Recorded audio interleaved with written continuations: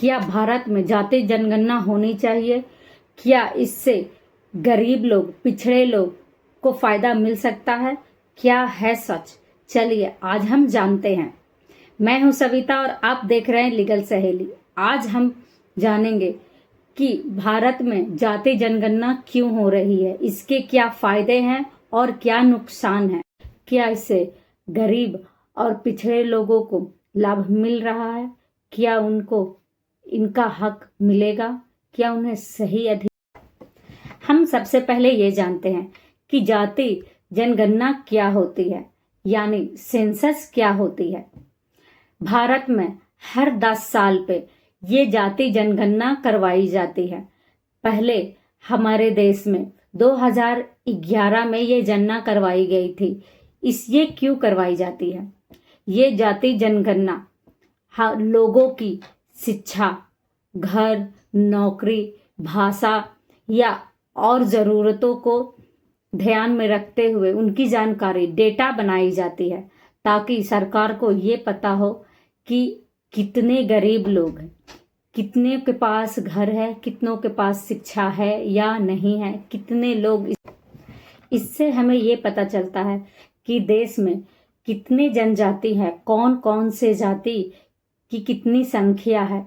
अगर SC ST है तो उनकी संख्या क्या है, उनका शिक्षा का स्तर क्या है, उनके पास घर, व्यापार या कई जरूरी जानकारी, जैसे कि वो क्या कारोबार करते हैं, उनके खाने का स्तर कैसा है, उनके रहने का स्तर कैसा है और वो कैसे इन्वायरमेंट में रहते हैं। ये सारी डाटा एकत्रित की जाती है ताकि हमें ये पता चल सके कि हमें क्या और सुधार करना है। इसीलिए सरकार ये डाटा निकलवाती है। और हाँ, ST SC का तो डाटा निकल जाता है, लेकिन बहुत टाइम से OBC और दूसरी जातियों का डाटा सही से नहीं ली जा रही थी। इसलिए इस बार ये जाति जनगणना में सारे लोगों की, सारी जातियों की संख्या या उनकी और जानकारी, जैसे शिक्षा, घर और भाषा, कई तरह की, वो क्या व्हीकल्स यूज कर रहे हैं, उनके खाने पीने का स्तर क्या है, रहने का स्तर क्या है, ये सारी डाटा एकत्रित करके वो आगे के लिए क्या कर सकते हैं और क्या बेटर कर सकते हैं हम सबके लिए, जिससे हम में सिमिलरिटी आ सके।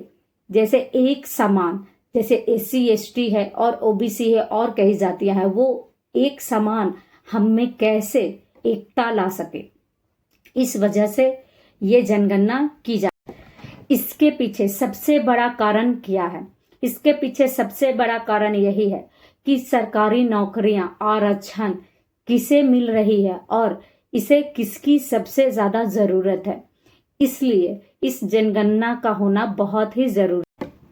कई लोग ये कहते हैं कि अगर सरकार को ये पता ही नहीं होगा कि किस वर्ग की कितनी जनसंख्या है, कितनी आबादी है, तो सरकार उसे कैसे आरक्षण, कैसे शिक्षा या नौकरियां प्रोवाइड करवा पाएंगे।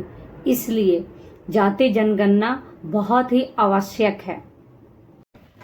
कुछ राजनीतिक और सामाजिक संगठन मानते हैं कि सही आंकड़े आना बहुत ही जरूरी है, ताकि हमें ये पता चले कि कौन से कास्ट की, कौन से वर्ग की जनसंख्या कितनी है और उनका स्थिति, उनका बैकग्राउंड क्या है, ताकि उनकी पूरी सच्चाई सबके सामने आ सके।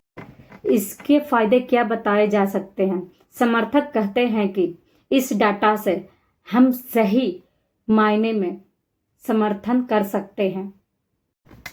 पहला, सरकार के पास सही डाटा आएगा। दूसरा, सरकार सबको सही मायने में आरक्षण और सरकारी नौकरियां दे पाएगी। सरकारी योजना को बेहतर तरीके से लागू किया जा सकेगा। तीसरा, गरीब और पिछड़े लोगों की वास्तविक स्थिति सामने आएगी। चौथा, नीतियां अनुमान नहीं बल्कि वास्तविक आंकड़ों के अनुसार बनाई जाएगी। चौथा, नीतियां अनुमान नहीं बल्कि सही आंकड़ों के आधार पर बनाई जाएगी। अब बात करते हैं विरोध की।